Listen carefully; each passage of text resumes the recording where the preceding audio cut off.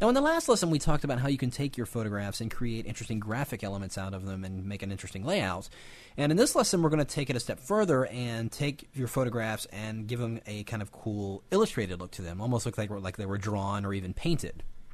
So here I have a document all set up. If I go under image size, you can see that it is relatively small. It's roughly 10 by 6 at 150 ppi. Again, what I mentioned earlier about resolution, just be aware if you're going to be building something that's going to be in print, you're going to be in a much higher resolution setting. So that's all set. The only photo I have that I'm going to use is this photo of this young lady right here, and you can see it's flattened against a white background, so we need to extract the subject from the background. And since we're going to be turning this into what kind of looks like a drawing, then I don't necessarily need it to mask it perfectly. I don't need to go in and use my channels and everything. All I'm really going to use is my magic wand. And I'm going to leave it at roughly 33. I believe 32 is the default. Roughly in that area, that's okay. And I'm going to leave contiguous here checked off because I want it to select all the white area, which obviously in this case is going to be the background. But when I click and select, you'll notice it gets some of the white areas inside her face here as well. So let's take care of that. I'm going to go under the select menu and go to inverse. So it selects just the object. And let's go ahead and remove part of these areas. I'm actually going to take my lasso tool and holding down the shift key, I'm just going to draw around those areas and you'll see it adds it to the currently selected area. So with it selected, I'm going to press Command or Control J, and you'll see that pops that on its own layer. As you can see, looks pretty good, so we can now move it. What I'm going to do is grab it inside the document here and drag it up to the name of my working file, and we'll just go right down here and release, and there it places it inside the document. So we've got my image in here. Let's create how the document's going to look. Well, I'm going to go ahead and deactivate that layer for the moment, and let's select the background layer. And we're going to go into the foreground color swatch and click on it and open up the color picker. And I've already got the color that I'm going to use selected here, as you can see. And all you have to do is enter the RGB numbers here, these 219, 177, and 87. And you'll get that same color. And we'll click OK. I'm going to press Option Delete, that would be Alt Backspace on a Windows, to fill that background with that color. I'm going to go ahead and create a new blank layer above that one. And I'm going to press Shift Delete. And we're going to use 50% gray here. I'm going to click OK. And what we want to do here is kind of give our image a texture. If we're going to make it look like a drawing, it's going to sell the fact a little bit better if you have it on a texture that it's actually been drawn on. And you can certainly use any texture you like. I am actually going to go into the filter menu and here go to texturize, or go to texture rather, to texturize.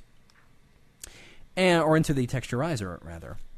And for the sake of time, I could go in and choose all different types of textures, but I'm just going to go ahead and select this canvas. And I'm going to go ahead and leave these settings at 125% and the relief at 10, and the top I'm going to go ahead and, or the light direction, I'm going to go ahead and leave set to top.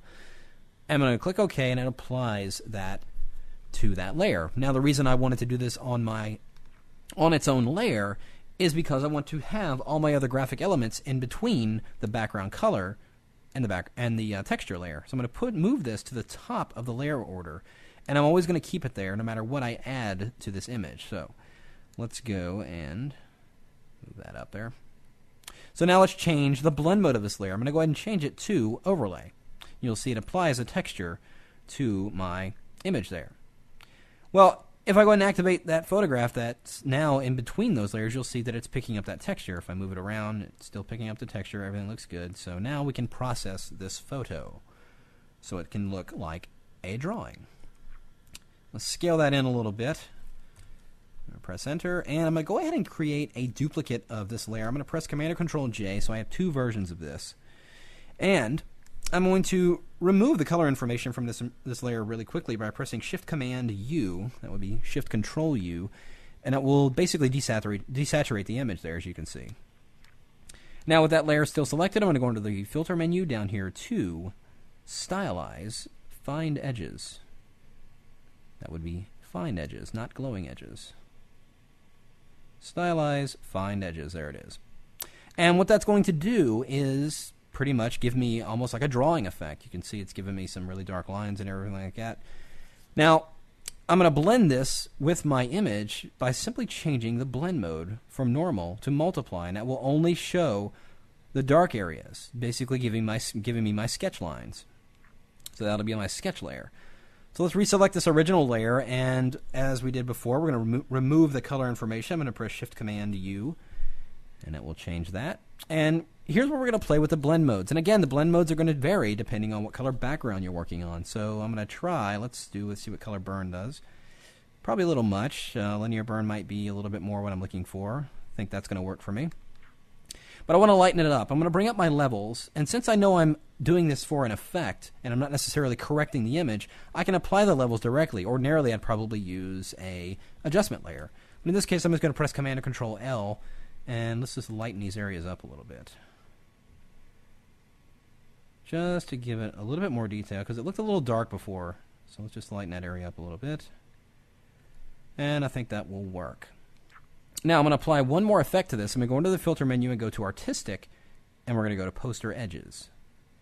And this is going to be a very subtle effect. You can see I'm going to keep the edge thickness to 0, the edge intensity to 1. You can see the big drastic change it makes there. And I'm going to leave the posterization all the way to 6. So let's go ahead and click OK there, and it applies that effect. It's very subtle, but it is there. Now, let's reactivate both layers, and the next thing we're going to do is actually put a mask on both of these layers. So I'm going to hold down my Option key because I want the layer mask when I apply it to hide it first, and then we're going to paint it back in later.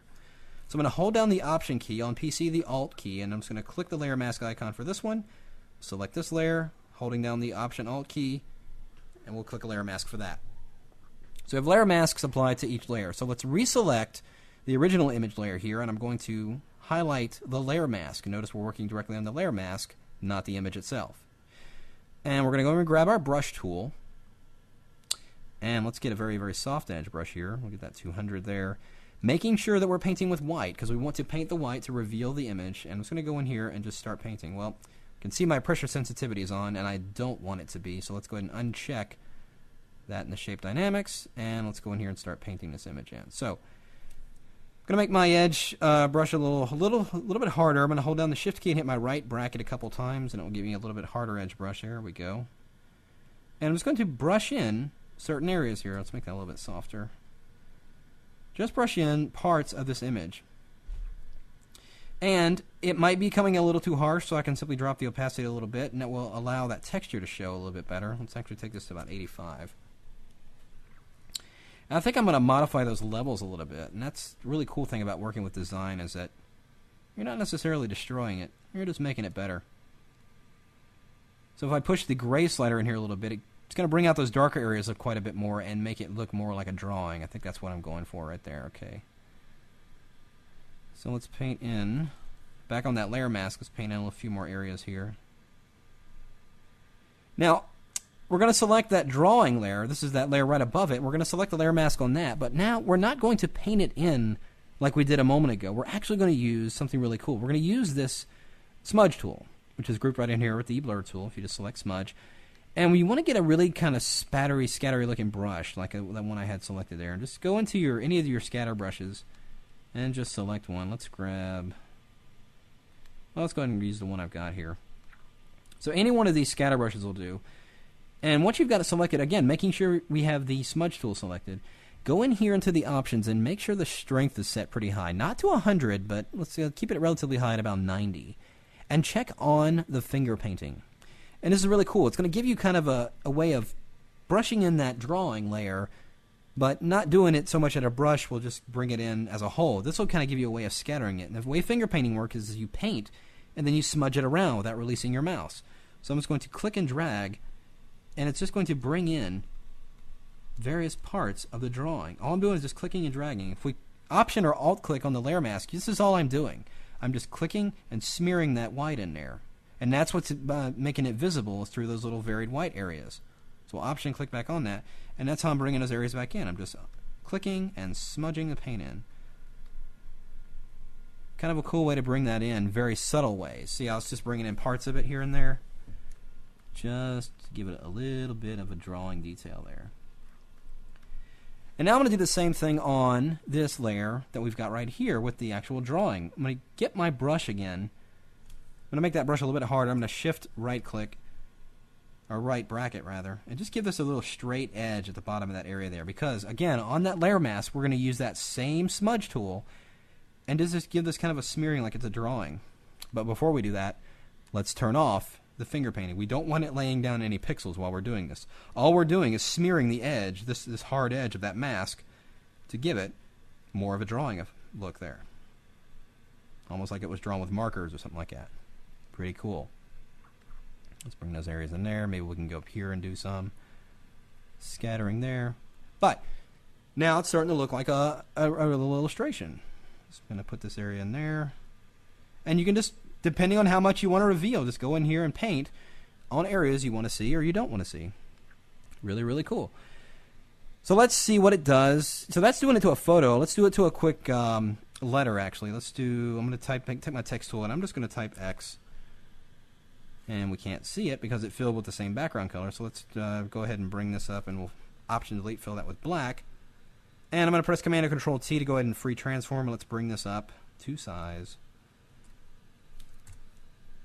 And I'm going to go ahead and rasterize the text. So I'm going to go ahead and hold down my Control key and then right-click right on that, or just click right on that layer, and I'm going to choose Rasterize Type. Now let's lock the transparency, and under the Filter menu, I'm going to go to Render Difference Clouds. And I'm going to press Command or Control F to reapply that filter about 4 or 5 times. It starts to get a weird kind of scatter look in there. Then, keeping that transparency locked, we're going to go into the Filter menu again, and this time go to Blur and do a Motion Blur. Keep it relatively small. Let's do about 50 pixels. I think should do well. And we'll click OK. Next, we're going to go into the Filter menu and go back to that Stylize, Find Edges.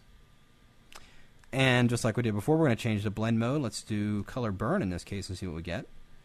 It's not bad. I'm going to bring out those areas inside the letter. I'm actually going to use levels to modify that, so let's make that darker. There's those areas in there that we created with those filters. And it just gives it kind of a scratchy look, like it was either stamped on there or drawn in some way. And let's click OK. You can cycle through blend modes, see what kind of different things you get. It shows it up a little bit more there. We can drop the opacity. So it looks like it was a hand-drawn X, maybe with some shading in there. We can enhance that look by perhaps going and grabbing our brush tool. And let's get a really small brush. So let's get a number 1. Let's paint in here and see what we got. Let's make sure the shape dynamics are off because I am using a tablet. So I've got the brush tool set to a number 1 pixel. So let's just paint in there. Or actually, let's create a new layer. No, I wanted to paint directly on the layer, but the reason I'm not seeing it is because the transparency is still locked. Just click on that to unlock it, and now we can draw on that layer. So let's take that opacity up to about 75%. And all I'm going to do is just make some trace lines or guidelines as if this was a drawing. I'm just going to go down right here to the bottom of the letter, just hold down my Shift key and drag left to right a couple of times. And we'll do the same thing up top. I'm just going to click, hold down the Shift key, drag left to right a few times, and get some lines in there. Just get, let's do a box here. Hold down the Shift key, drag down. Gives me like architectural lines, like this was an actual drawing that somebody was trying to create or something like that. But I think you get the idea of how you can take photographs and even graphic elements and give them an illustrated look to look like they were hand-drawn. And, of course, changing the texture. Remember, that texture is on its own layer, which means we could try another texture. I can Shift-Delete and fill that with gray again. And let's do another texture. Let's go into that texturizer. And that's the cool thing about it being on its own layer is that you can try something different. Let's see what burlap would look like. Set the relief low. Let's do top right. Click OK. And it looks a little interesting there.